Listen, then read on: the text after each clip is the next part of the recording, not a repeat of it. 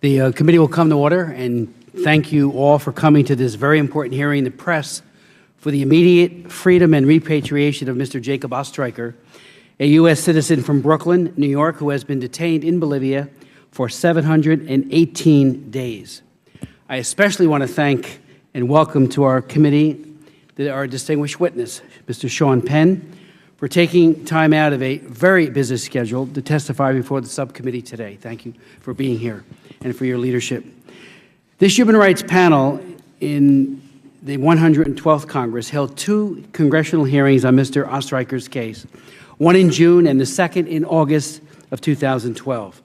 The witnesses included Mr. Ostreicher's wife, Miriam Unger, his daughter, Kaya Weinberger, Steve Moore, a retired FBI agent who investigated Mr. Ostreicher's case on a pro bono basis, all three of whom are in the audience today, and Mr. Ostreicher's two Bolivian attorneys, Mr. Yimi Montano and Mr. Urdes Justiniano, who are not only extraordinarily effective and competent defense lawyers, but very brave as well.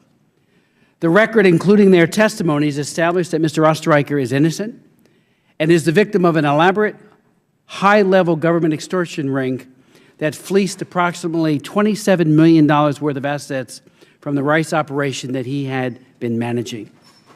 It is time that Jacob came home to his wife and his family and his friends.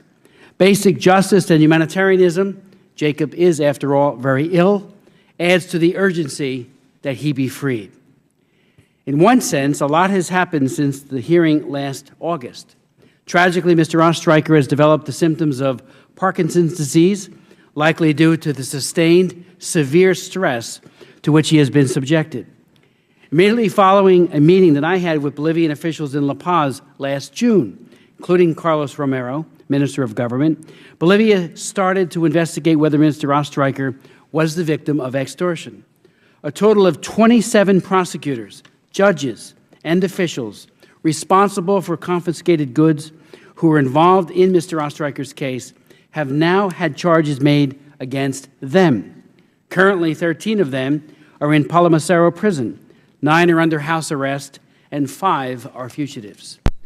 One of those in prison, Fernando Rivera, is a Ministry of Government advisor who I personally witnessed threaten the judge presiding at one of Mr. Ostreicher's hearings in a Santa Cruz courtroom. Mr. Rivera recently apologized to Mr. Ostreicher during a bail hearing, claimed that he was only following the orders of then Minister of Government Llorente. In one of the many bizarre twists of this story, Mr. Llorente is now the Bolivian representative to the United Nations, living in New York, just a few miles away from Mr. Ostreicher's home. I traveled for a second time to Bolivia in early December, at this time with Congresswoman Ninia Velázquez, to visit Mr. Ostreicher and again press Bolivian officials to either produce the evidence that he had committed a crime or free him. High-level officials assured us that Mr. Ostreicher's case would proceed fairly and expeditiously now that the extortion network had been exposed. Some officials even admitted to us privately that they believed Mr. Ostreicher was innocent.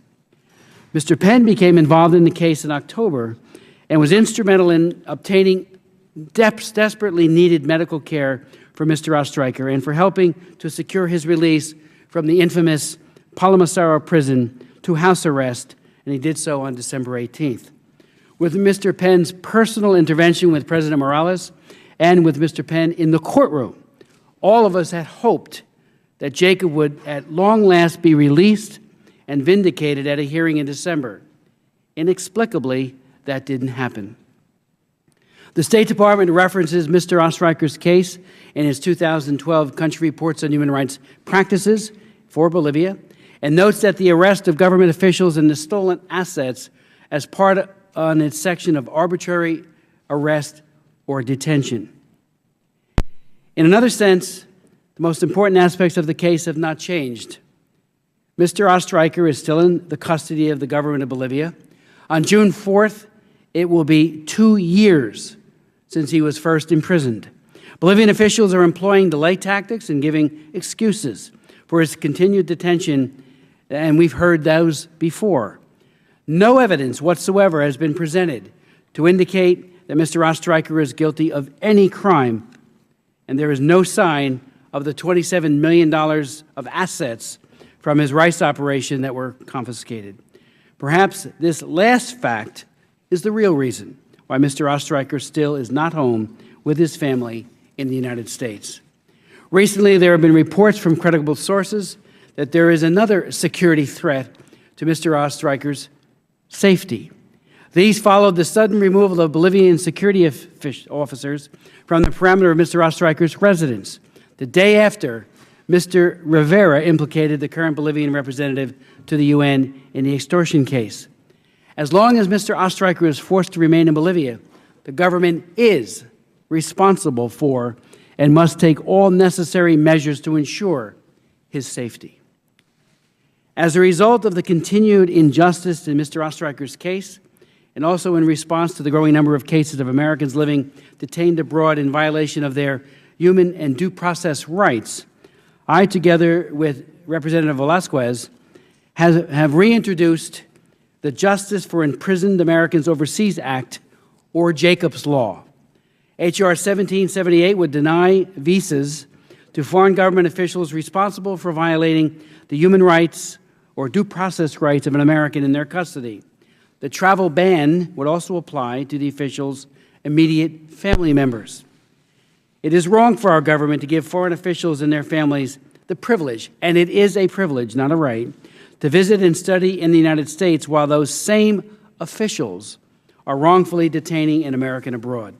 I would note parenthetically that I wrote a law in 2004 called the Belarus Democracy Act, which does the exact same thing towards the Lukashenko regime in Minsk. While this bill works its way through the legislative process, our committee will continue to pursue every means possible to secure Mr. Ostreicher's safe return to his wife, children, and 11 grandchildren. And that is why we are holding this hearing today. President Morales is flying, as we all know, to Atlanta today for a meeting with former President Jimmy Carter to ask for his assistance in negotiating land access through Chile to the Pacific Ocean. Our hope is, and we have been assured, that the former President of the United States, will raise this issue. I contacted the Carter Center earlier today, and I was told that it was on the agenda, and I'm very, very encouraged by that. It is a very high privilege, though, to have Mr. Penn here with us today, not only because of the fame that he has rightly earned and garnered through his Academy Award-winning acting, and not only because of his highly commendable assistance he is bringing to the suffering people in Haiti through the relief organization that he founded, but also because of the extraordinary assistance that he has provided to Mr. Ostreicher, who he had never met until, of course, he met him in Bolivia. That assistance now includes joining us today, but it is part of a long series of interventions that Mr. Penn has expended on behalf of Jacob Ostreicher. I'd like to now yield to my friend and colleague, Ms. Bass, for any opening comments.